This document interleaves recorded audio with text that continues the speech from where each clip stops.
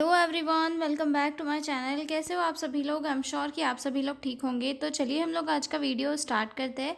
हम लोग इस वीडियो में बेसिक प्रिंसिपल ऑफ काउंसलिंग वाला जो क्वेश्चन है उसे डिस्कस करने वाले हैं। ये काफ़ी इंपॉर्टेंट क्वेश्चन है और प्रीवियस ईयर में पूछा भी गया था। 2025 में अगस्त वाली जो एग्ज़ाम हुई थी उसमें पूछा गया था। तो मैं आपको इसे बहुत ही सिंपल और ईजी लैंग्वेज में समझाऊंगी। तो चलिए स्टार्ट करते हैं। सबसे पहले तो ये देखते हैं कि काउंसलिंग क्या है।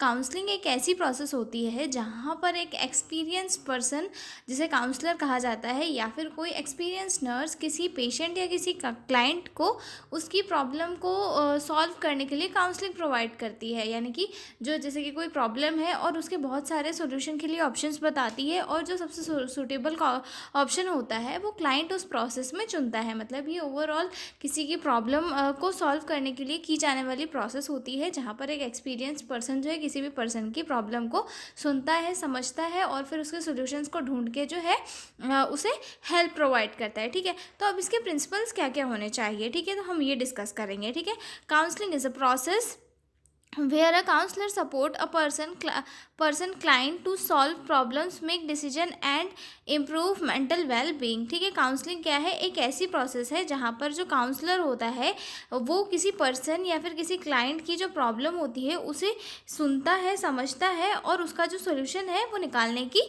कोशिश करता है, ताकि जो है उसका जो मेंटल स्ट्रेस है वो रिड्यूस हो सके। अब काउंसलिंग किसी भी चीज़ में दी जा सकती है, जैसे कि कोई फैमिली प्रॉब्लम हो गई, कोई पर्सनल प्रॉब्लम हो गई, चाहे फिर वो फ्यूचर से रिलेटेड हो गई, चाहे रिलेशनशिप की कोई प्रॉब्लम हो गई, चाहे फिर वो हेल्थ से रिलेटेड हो गया। किसी भी चीज़ों से रिलेटेड जो है काउंसलिंग दी जा सकती है। ठीक है, here are the basic principle of counselling. ये कुछ बेसिक प्रिंसिपल होते हैं काउंसलिंग के, जिनके बेस पे जो है काउंसलिंग की जाती है। अदरवाइज वो जो काउंसलिंग है वो आइडियल काउंसलिंग नहीं कहलाती। ठीक है, तो इसमें सबसे फर्स्ट प्रिंसिपल आता है प्रिंसिपल ऑफ एक्सेप्टेंस। ठीक है, प्रिंसिपल ऑफ एक्सेप्टेंस ये बोलता है कि जो काउंसलर होता है, एक तो वो एक एक्सपीरियंस्ड होता है, ठीक है, और उसको जो उसका क्लाइंट है जिसकी वो काउंसलिंग कर रहा है उसे वो क्लाइंट जैसा है वैसा ही उसे एक्सेप्ट करना चाहिए। यानी कि जो क्लाइंट है, मतलब चाहे फिर वो गरीब है, अमीर है, उसकी थॉट प्रोसेस कैसी है, उसका बिहेवियर कैसा है, जैसा भी जो भी चीज़ें है उसे वैसे ही जो है एक्सेप्ट करना चाहिए, ना कि उसे जो है उसके बिहेवियर, उसके थॉट, उसके फीलिंग्स के बिहाफ पे काउंसलर को जज करना चाहिए। ठीक है, counsellor should be accept the client as he और शी इज़। मतलब कि काउंसलर को जो है जैसा भी है क्लाइंट उसे वैसे ही एक्सेप्ट करना चाहिए। No judgement about behaviour, thoughts और फीलिंग्स। कोई भी जो है उसके बिहेवियर, उसके थॉट प्रोसेस या फिर फीलिंग से रिलेटेड कोई भी जजमेंट जो है किसी भी काउंसलर को नहीं करना चाहिए। ठीक है, create a safe and comfortable environment. और उसको बिना जज किए जो है उसके लिए एक सेफ और कंफर्टेबल इन्वायरमेंट क्रिएट करना चाहिए कि वो जो है अपनी प्रॉब्लम्स को निकाल सके। यानी कि वो जब आया है, ठीक है, आ रहा है कोई ऑफिस में, वो थोड़ा अलग बिहेवियर का है, ठीक है, तो काउंसलर को उसके साथ जो है अलग बिहेव नहीं करना चाहिए। उसको अच्छे से, मतलब एकदम नर्म आवाज़ में बोलना चाहिए कि आइए, बैठिए, अगर आपको पानी चाहिए तो पानी पी लीजिए। मतलब एकदम नॉर्मली बात करनी है, ताकि जो पर्सन है वो भी सामने वाले के साथ कंफर्टेबल हो सके। ठीक है, अब उसके बाद सेकेंड पॉइंट आता है प्रिंसिपल ऑफ कॉन्फिडेंशियलिटी। ये जो प्रिंसिपल ऑफ कॉन्फिडेंशियलिटी है ये बहुत इंपॉर्टेंट होता है। ठीक है, किसी भी काउंसलिंग की प्रोसेस में। ठीक है, ये प्रिंसिपल कहता है कि जो इन्फॉर्मेशन है पेशेंट से रिलेटेड, क्लाइंट से रिलेटेड, वो कभी भी किसी दूसरे पर्सन तक नहीं पहुंचनी चाहिए। यानी कि जो इन्फॉर्मेशन है वो हमेशा प्राइवेट रहनी चाहिए, एक काउंसलर के बीच में और पेशेंट के बीच में, किसी तीसरे पर्सन तक को नहीं बताना चाहिए। ठीक है, counsellor should build trust and honesty. Counsellor को जो है ट्रस्ट और ईमानदारी बनाना चाहिए। Information shared by the client must be keep secret. और जो इन्फॉर्मेशन जो क्लाइंट के द्वारा शेयर की जा रही है वो हमेशा जो है सीक्रेट रहना चाहिए, किसी को नहीं पता चलना चाहिए। ठीक है, information should only be shared when necessary. और जो इन्फॉर्मेशन है वो सिर्फ एकदम बहुत ज़्यादा ज़रूरी है, इमरजेंसी है, तभी किसी के साथ शेयर की जानी चाहिए, अदरवाइज बिल्कुल नहीं। ठीक है, और ये किस डिग्री पे शेयर की जा सकती है? अगर कोई मेडिकल इमरजेंसी हो तो उस कंडीशन पे शेयर की जा सकती है, अदरवाइज जो इन्फॉर्मेशन है उसे शेयर नहीं किया जाना चाहिए कभी भी। ठीक है, और ये जो है सबसे इम्पॉर्टेंट प्रिंसिपल है काउंसलिंग प्रोसेस का। ओके, अब हम देखेंगे तीसरा प्रिंसिपल। तीसरा प्रिंसिपल है प्रिंसिपल ऑफ एम्पैथी। यानी कि काउंसलर को जो है पेशेंट की फीलिंग्स को समझना चाहिए और उसे ये सहानुभूति देना चाहिए, ठीक है। Counsellor should be understand the feeling of client, put yourself in the client condition, it help in building a strong emotional connection, ठीक है।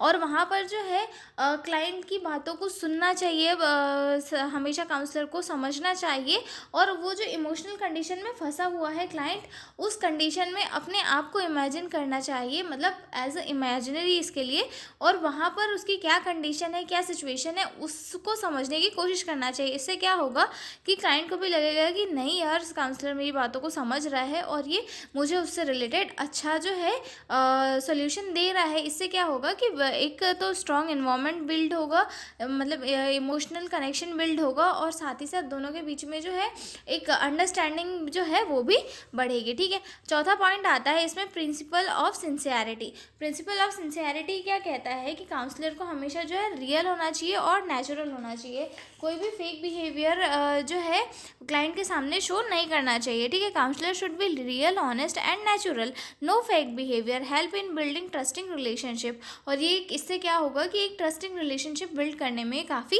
हेल्प प्रोवाइड करेगा। पता चल रहा है कि तुम पहले सेशन में पेशेंट आ रहा है और उसके सामने तुम बहुत अच्छा बन रहे हो, बहुत अच्छा बन रहे हो, दूसरे इसमें उस पर चिढ़ के बात कर रहे हो, तो इससे क्या अच्छी रिलेशनशिप बन पाएगी? नहीं बन पाएगी। इसलिए काउंसलर को जो है हमेशा अपना रियल फेस पेशेंट को दिखाना चाहिए कि जैसा वो है, उससे क्या होगा कि पेशेंट को काउंसलर भी समझ में आएगा और काउंसलर को पेशेंट भी समझ में आएगा, ठीक है। तो यहाँ पे क्या होगा कि एक ट्रस्ट वाली जो रिलेशनशिप होगी वो बिल्ड होगी, ठीक है। अगला पॉइंट आता है इसमें प्रिंसिपल ऑफ जजमेंटल एटीट्यूड, ठीक है। प्रिंसिपल ऑफ जजमेंटल एटीट्यूड क्या बोलता है कि डू नॉट जज द क्लाइंट एक्शंस और डिसीजंस। किसी भी क्लाइंट के एक्शंस और डिसीजन को कभी भी जज नहीं करना चाहिए, ठीक है। Respect client believes and values. हर किसी क्लाइंट की वैल्यूज़ बिलीव्स अलग अलग होते हैं, हर एक पर्सन जो है एक दूसरे से अलग होता है, तो हर किसी की जो एक्शंस है, डिसीजंस है, उनको कभी भी जज नहीं करना चाहिए। उनकी जो बिलीव्स है, जो वैल्यूज़ है, उनकी हमेशा रिस्पेक्ट करना चाहिए, ठीक है। और क्लाइंट को हमेशा इंकरेज करना चाहिए कि वो अपनी प्रॉब्लम्स को जो है ओपनली शेयर कर सके, ठीक है। उसके बाद आता है हमारा छठवां प्रिंसिपल, प्रिंसिपल ऑफ इंडिविजुअलाइजेशन, ठीक है। प्रिंसिपल ऑफ इंडिविजुअलाइजेशन क्या कहता है कि एवरी पर्सन इज़ यूनिक, मतलब कि इस धरती पर जो भी पर्सन है वो उसकी मेंटल एक्टिविटी या फिर जो मेंटल कंडीशन है वो एक दूसरे से थोड़ी ना थोड़ी अलग है, उसके विचार अलग है, उसके बिलीव्स अलग है, मतलब चीज़ें सबके बीच में अलग अलग है, ठीक है।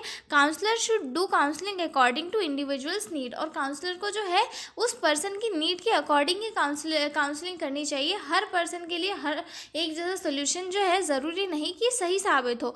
हर पर्सन की सिचुएशन अलग अलग होती है, कंडीशन अलग अलग होती है, थॉट्स अलग अलग होते हैं, तो उनके थॉट्स और प्रॉब्लम के अकॉर्डिंग ही जो है उसका प्रॉब्लम का सोल्यूशन जो है एक पेशेंट को निकालना होता है, ठीक है। No same solution for everyone. उसके बाद अगला पॉइंट है प्रिंसिपल ऑफ एक्टिव लिसनिंग, ठीक है। प्रिंसिपल ऑफ एक्टिव लिसनिंग क्या कहती है कि जो काउंसलर होता है उसको हमेशा अपने पेशेंट की बात को, क्लाइंट की बात को अच्छे से सुनना चाहिए, क्योंकि अगर अच्छे से सुनोगे बिना इंटरप्ट किए तो जो सामने वाला है वो ये समझेगा कि भाई काउंसलर तो मेरी बातों को सुन रहा है, तो वो और अच्छे से जो है अपनी प्रॉब्लम्स को बताएगा, सामने रख के बताएगा। और अगर हम उसकी बातों में इंटरप्ट करेंगे, डिस्टर्ब करेंगे उसे, तो वो अपनी चीज़ें जो है सामने नहीं ला पाएगा, ठीक है। Listen carefully without interrupting, use eye contact, nodding and feedback, help in better understanding of problem, okay. अब हमारा नेक्स्ट पॉइंट आता है principle of self determination. Principle of self determination क्या कहता है? Client has the right to make their own decision. Principle of self determination ये कहता है कि जो हर एक क्लाइंट है उसे अपने डिसीजंस को लेने का हक खुद को होता है, मतलब कोई भी काउंसलर उसके डिसीजंस में इंटरप्शन नहीं कर सकता, सिर्फ वो गाइड कर सकता है कि आप ये डिसीजन ले सकते हो, आपको आपके लिए ये डिसीजन सही रहेगा। वो उसे फोर्स नहीं कर सकता कि उसे यही डिसीजन लेना चाहिए, ठीक है। Counsellor only guide not forces, promote independence. और काउंसलर हमेशा जो है पेशेंट की इंडिपेंडेंस को प्रमोट करेगा, ठीक है। ये 8वां प्रिंसिपल हो गया। 9वां प्रिंसिपल है हमारा principle of controlled emotional involvement. Control emotional involvement वाला जो प्रिंसिपल है वो ये कहता है कि काउंसलर को हमेशा जो है एक फॉर्मल बिहेवियर रखना चाहिए, ना कि उसमें अपना इमोशनली इन्वॉल्वमेंट दिखाना चाहिए कि भाई पेशेंट अपनी प्रॉब्लम बता रहा है और वहीं काउंसलर बैठ के रोने लग गया, तो ये चीज़ें कभी भी नहीं होनी चाहिए, ठीक है। 10th प्रिंसिपल आता है प्रिंसिपल ऑफ रिस्पेक्ट। काउंसलर को हमेशा जो है अपने क्लाइंट की रिस्पेक्ट करना चाहिए, ठीक है। प्रिंसिपल ऑफ क्लियर कम्युनिकेशन, और जो काउंसलर है उसे हमेशा हर एक चीज़ को हर सॉल्यूशन के एक एक पॉइंट को जो है क्लाइंट के सामने क्लियर रखना चाहिए ताकि पेशेंट को कोई डाउट ना हो, ठीक है। प्रिंसिपल ऑफ पेशेंस, और हमेशा पेशेंट्स के साथ जो है पेशेंट से या क्लाइंट से हमें बात करनी है ताकि वो ये समझे कि भाई सामने वाला मेरी बातों को सुन रहा है, समझ रहा है, और मुझे इसके द्वारा कहा गया जो सॉल्यूशन है उसे मानना चाहिए, ठीक है। तो ये हो चुके हैं हमारे टोटल 12 प्रिंसिपल ऑफ काउंसलिंग। अब हम मिलेंगे अगले वीडियो में एक नए क्वेश्चन के साथ। और हाँ, अगर आपको पीडीएफ नोट्स की रिक्वायरमेंट हो तो डिस्क्रिप्शन में मेरा मेल दिया हुआ है, आप उस पर कांटेक्ट करके पीडीएफ नोट्स ले सकते हो। तो मिलते हैं हम लोग अगले वीडियो में, तब तक के लिए बने रहिए मेरे साथ, और अब हम मिलेंगे अगले वीडियो में, तब तक के लिए बाय बाय।